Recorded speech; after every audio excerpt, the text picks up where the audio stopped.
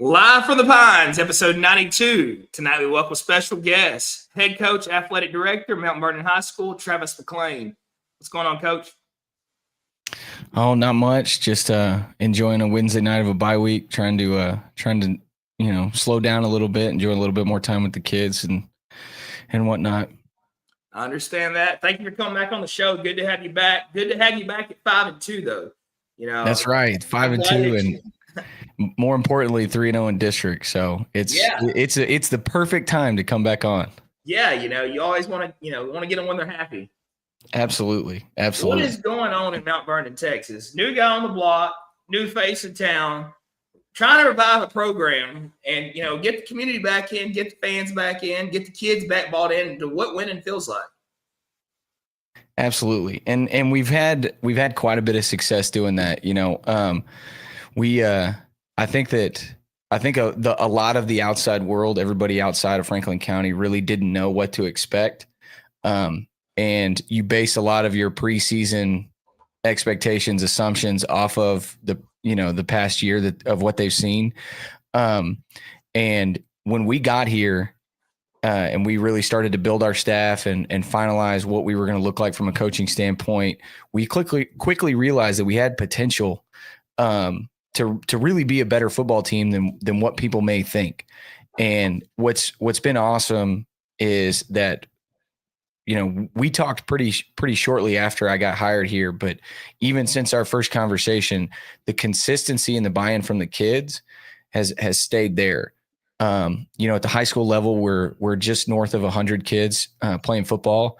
At the junior high level, we're in the mid 80s as far as numbers. So we're in a really good spot from a participation standpoint, but I'm not a participation guy. Those numbers just reflect the consistent buy-in that we're getting from these kids, because we're still going to coach them hard. We're still going to ask them to do hard things, and they're responding in a way that gives us a lot of confidence moving forward. So we're pleased with where we are. We're by no means shocked. But as the season has gone on, the community momentum has really built to match what the kids have given us since day one. That's great, Coach. I know when you first came on, if I remember, you were, it was a learning curve for you and them, teaching kids how to be positive and attack the weight room in a, right way, taking advantage of all these small things we're doing, because they're all going to pay off right now. We're sitting at 5-2, 3-0 in district. So obviously, you did something right when you first got there, and it's showing, starting to show off right now. But what sticks out to you the most with the kids from the day you got there to where you are now?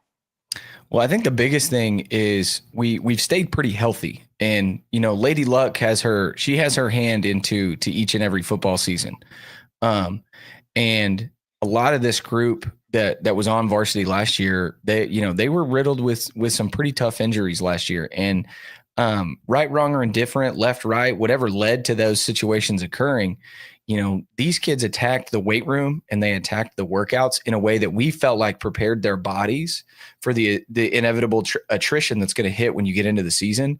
And so we've been fortunate in the fact that we've stayed healthy, but the result of those commitments to the process has been seen on a weekly basis, because even in the games that we fell short in, you're talking about losing to, depending on who you talk to, Pottsboro is a top 15 to 17 team, right? And you lose by one possession.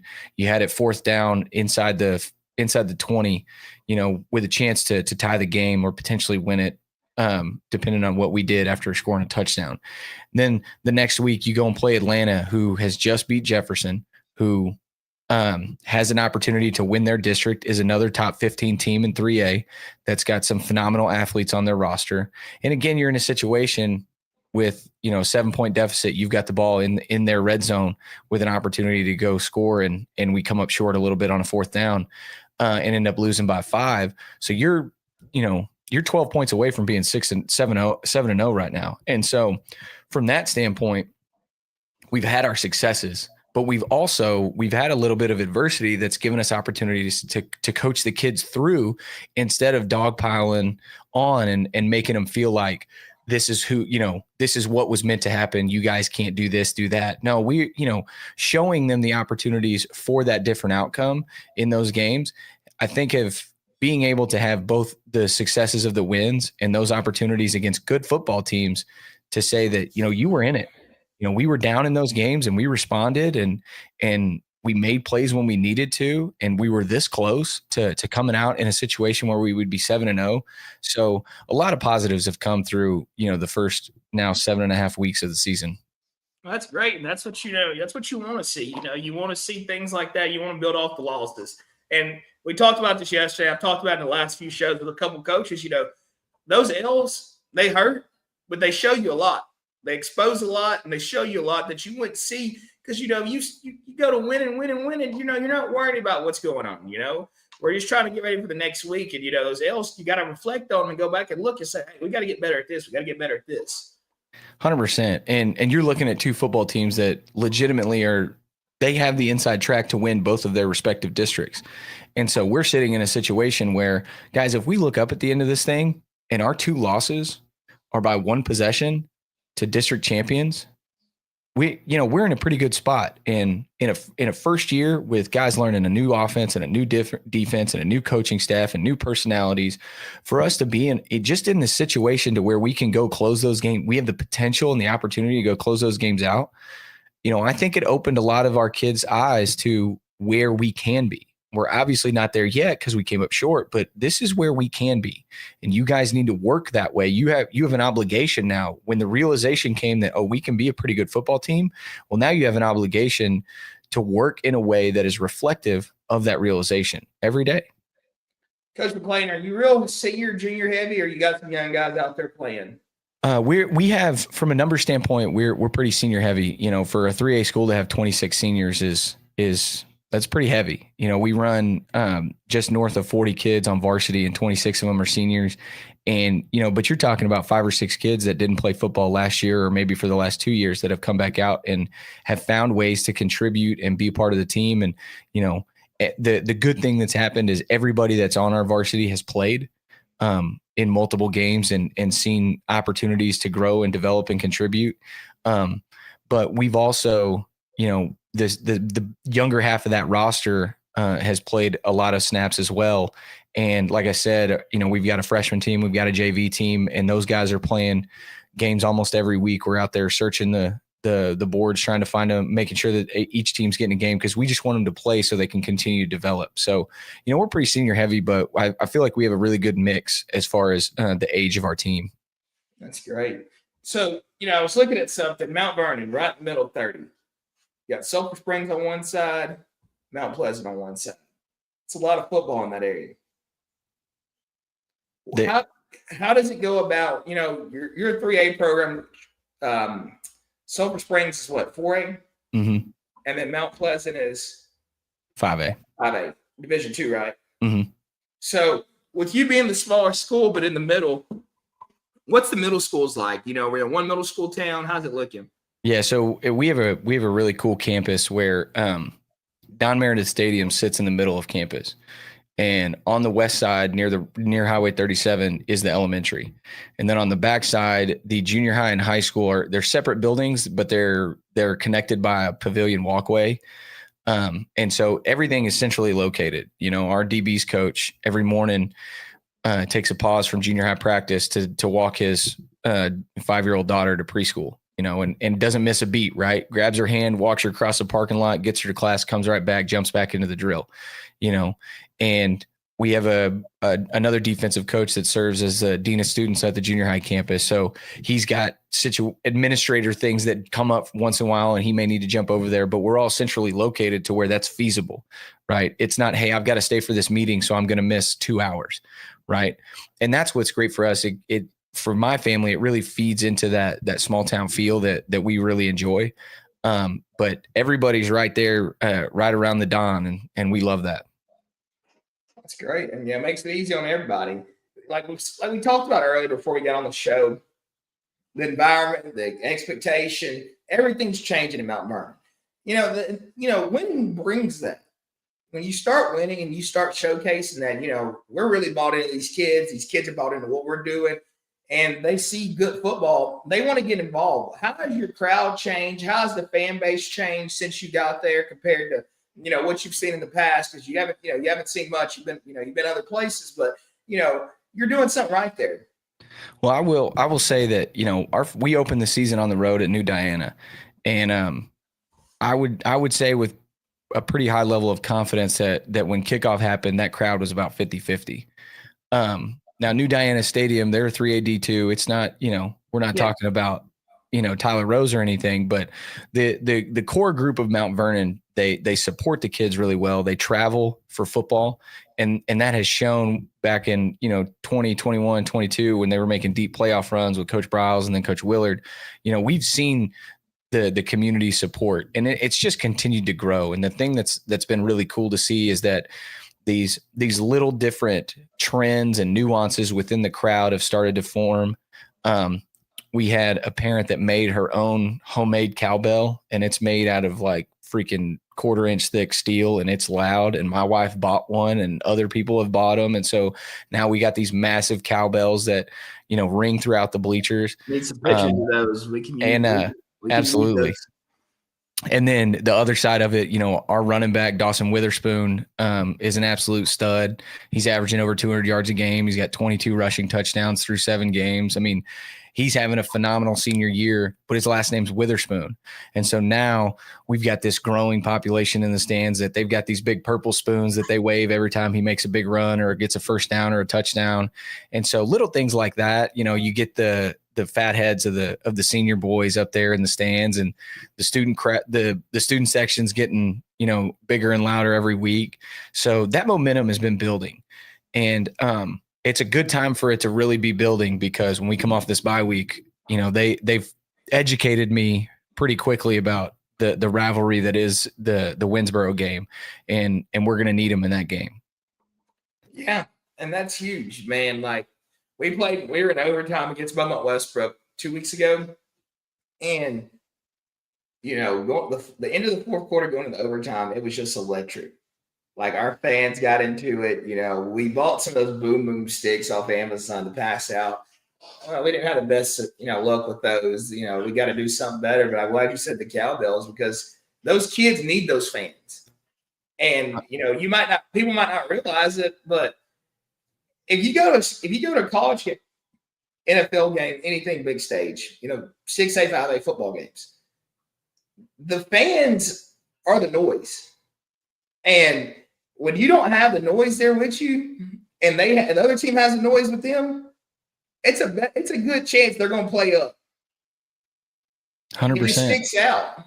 And our fans, like you said, our fans have done a great job of really giving us what I would consider somewhat of a home field advantage.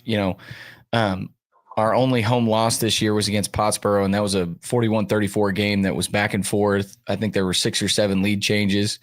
And it was a really fun environment to where a lot of the coaches, when we came off the field, they said, that was playoff football, that environment, that execution. Pottsboro played a heck of a game. Their quarterback rushed for 200 yards, threw for 200 yards.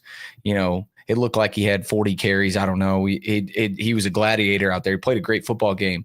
And our offense did what they needed to do. We threw the ball when we needed to, and Dawson had a great night carrying the football. And like I said, it was 4th and 7 from the 16-yard line inside of a minute, with an opportunity to tie the game, to score and put you in a situation to either tie it or win it. But it was a great environment, and the crowd was a big part of that. And they have, like I said, their home game routine and their chants and their nuances are growing. You got coaches wise standing up and getting everybody to yell Mount Vernon first down every time we get one. And that's the best part. When our families feel truly entrenched in the program and in the community, then it makes it a lot easier for the long hours and for the kids to eat dinner sitting in the weight room, or, spending a Saturday afternoon up there running around while dad flips laundry and those type of things. And that's been the best part is the community has, yes, they're 100% supporting the kids, but they've really bought into this staff, which is almost all brand new. And the direction that we're going, the style of coaching that we're giving to the kids. And I think that we're seeing some of the fruits of that labor this season. You said it's style of coaching. What is your style of coaching? Much to the chagrin to, my heart doctor, if I ever have one, I coach like I played. And that is highly emotional.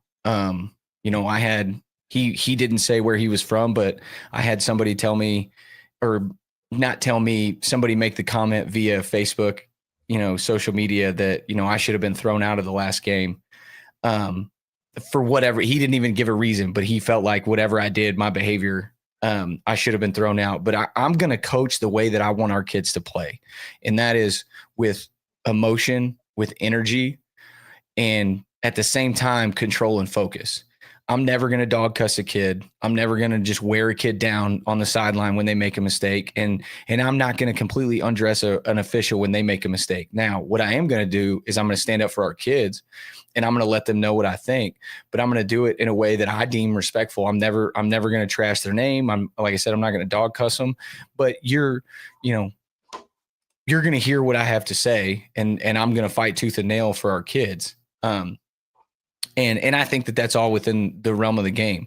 I think that there's a balance of you want to be a coach or a player's coach, right? But at the same time, you want to be able to hold them accountable and have discipline within our team. And I think that our coaching staff does a great job of that. I think from a relationship standpoint, nobody on our staff is claiming to be the next Sean McVay, right? Nobody's come up with the next Tampa 2. Nothing of those things are happening. But what we are doing is we're building great relationships with the kids, and we're doing it in a way that is paralleled to our each individual personality. And I think that we're getting that 5% more out of each kid because of those relationships and that investment. And to me, that's how I want to be categorized as a coach. I want to be a relational coach. I don't want to be considered, do I want to be really good at offensive football and defensive football and special teams and the X's and O's? Sure. But the biggest thing I want is I want to be able to maximize what we get out of the kids because of how deep that relationship runs. That's huge. You had a chance to coach at one of the most prestigious programs in the state of Texas. You had a chance to be around that program for a long time. Do you think seeing a lot of that success and what it takes to build those championship programs like that has helped you in your journey as a head coach? Yes, 100%. There's no denying that. But there's another piece, and I had this conversation with a former teammate of mine this past offseason. I think a lot of what has led to us being able to be successful in my second year at Rivercrest and then now is the search to marry turnaround with tradition.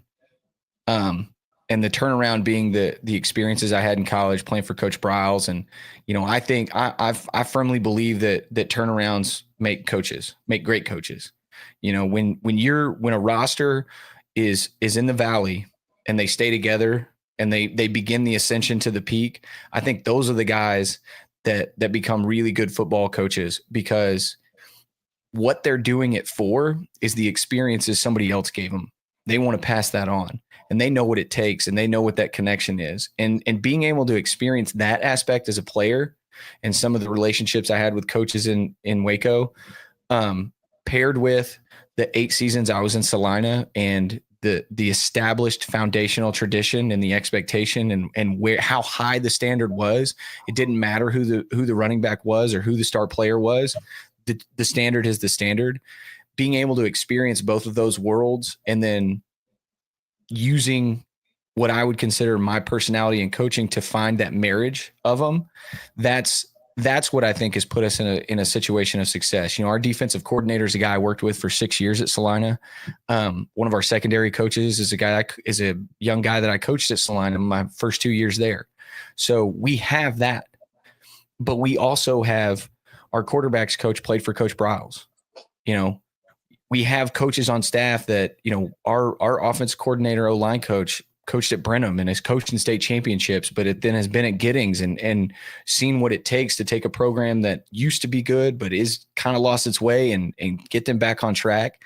And so I think that our marriage of both of those experiences has given us a situation to where we understand the obligation, right? These kids that we're coaching right now, they were 7th, 8th, 9th grade when Coach Briles and Coach Willard were here, and they saw, a semifinal game at Arlington, at the ballpark in Arlington against Jim Ned that came down to the final possession. They saw an overtime game with Brock in the semifinals that came down to the final possession, right?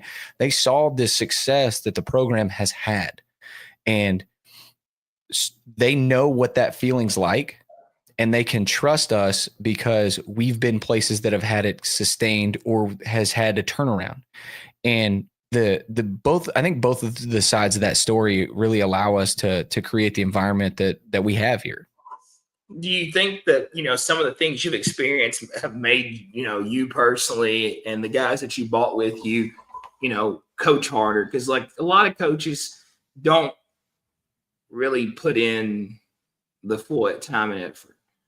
I'm not saying it like they don't put the full time and effort in, but like some coaches are just okay with the standard, I should say.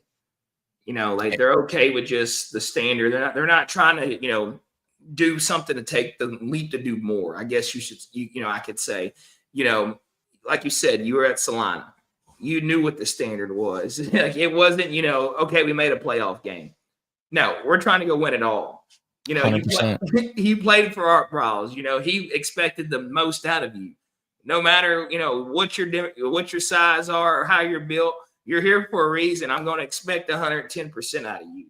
So do you think that's made you and some of the guys that you bought with you, put that belief into these kids and say, hey, if you give us 110, we can go do the same thing everybody else we see is doing?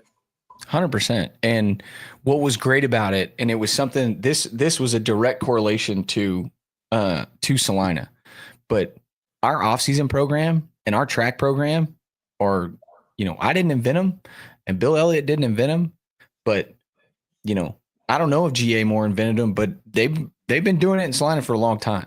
And we do very similar, not exactly the same, but very similar routines, exercises, workouts that have been going on in Salina for decades. Well, guess what? Our defensive coordinator was a 2-time All-State defensive end at Salina. And our secondary coach is a national champion 4x1 runner at Texas A&M Commerce when it was still Texas A&M Commerce, who also played in a state championship for Salina.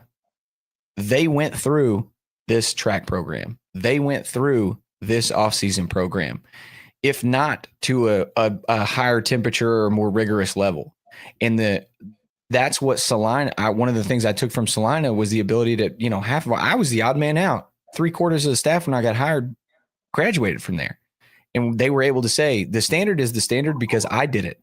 And everybody before you did it. And look what happened. This is how we represented the school. And being able to have those examples on staff and the full buy-in from the guys that, didn't do those things, right?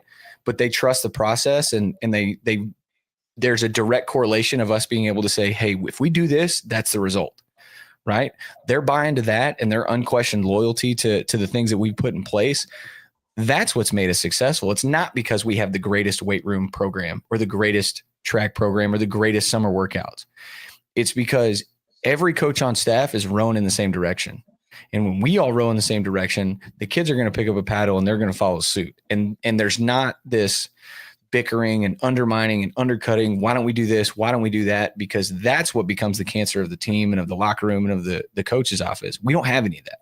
And that's what allows us to have the opportunity to be successful. It's because we're all rowing in the same direction. That's great. And continue to do what you're doing. Because obviously, if it works there, it'll work a lot of places. The kids will buy into it. Coach McClain, I'm not going to try to keep you on here all night. I know it's getting late. You're on bye. You want to spend time with the family. But, looking at the schedule, you're at Winsboro, got Malakoff at home, at Commerce. Those aren't 3 easy games. But, getting that bye week before you go face those 3 games is even better. But another thing is you're going into these games 5-2. And I'm not trying to jinx you or, say, this is everything. Like we're 5-2, we're good where we're at. Your kids have got a taste of winning. They've got a taste of what working hard shows and what it does. What's the big deal to keep that rolling? Well, the biggest thing that we've tried to really focus on the last 2 weeks, moving into this week, moving into the rest of the season, is we've had a lot of conversations with the kids about outside motivation versus intrinsic motivation, right? That external versus internal. And all the success that we've had should only further amplify how committed you have to be to our process. It can't be about, oh, now people see us. Oh, now we're getting the respect we deserve. Oh, these people still don't believe us, right? It has got to continue to be our commitment to what got us here. If anything, it should further entrench your roots within our process, because that's what it's going to take. We don't get to the bye week and we change what we do in the weight room, and we change the practice structure, and we change if we're, full pads versus half pads. We don't reinvent the wheel because we're 5-2. We don't reinvent the wheel because we're 3-0 in district, right? The outcome should be irrelevant, right? I can't remember who it was, but a few years ago, Texas Tech, who was, a favorite to win the tournament, they started the season like 1-4. And a reporter asked the head coach, "What are you going to do now?" He said, "What do you mean? What are we going to do now? We're going to show up tomorrow morning. We're going to do our shoot around. We're going to have our practice. We're going to lift in the after. We're going to stick to our process because we know that our process works." Well, the only difference between what the situation he was talking and the situation we're in is the win-loss has been the scoreboard, right? And that affects that our job is to make sure that affects everybody else more than it affects the kids. Our commitment and dedication to the process, it should be further entrenched because the results have been positive. We should never waver our commitment to it based off of the outcome, right?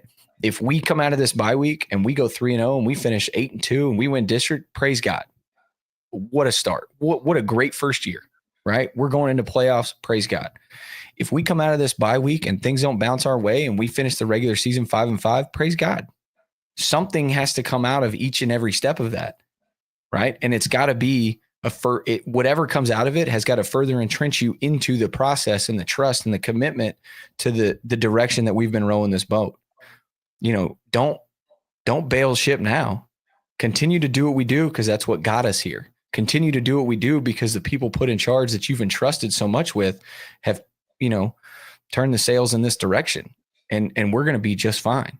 So that's our biggest thing through the bye week, moving into this, the back third of this season is we've got to be committed to what got us here. We've got to be committed to the structure we've put in place, and we've got to be as unbothered by the results of the coming weeks as possible, because that's not going to determine whether we're a good football team or whether we're, this season was a success versus a failure. We know for a fact that we've done great things because we've seen great things done. And as long as our team stays in that mental capacity, we're going to be just fine. Well, Coach McClain, keep doing what you're doing. You're doing something right. You're doing something good. Your staff's doing something right and doing something good. The kids are doing something right and doing something good. So when everybody's doing that, things will go the right way. Hope. I got a lot of faith in you. I think that you're going to go finish this season up in the way you want to finish it up. And, you're on the right path to turning, something around that, hasn't been relevant. Like you said, though, man, those kids have got to experience some winning. They might have not been on the field, but they got to sit there and watch that and see, those Mount Vernon Tigers playing in those big games, and Jim Ned, I haven't heard that name in a while. I'm glad you brought that up. Jim Ned's, that's a team.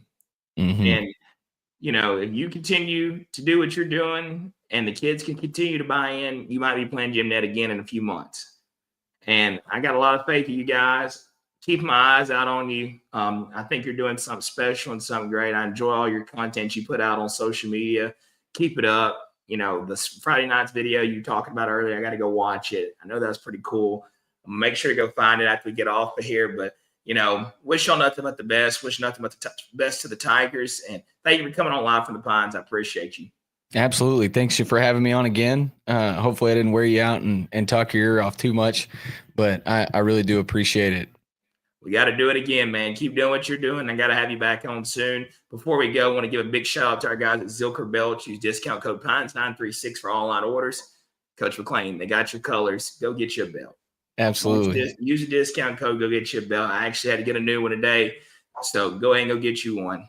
Yes, sir. Will do. Thank you again, Coach. All right. Thank y'all. Go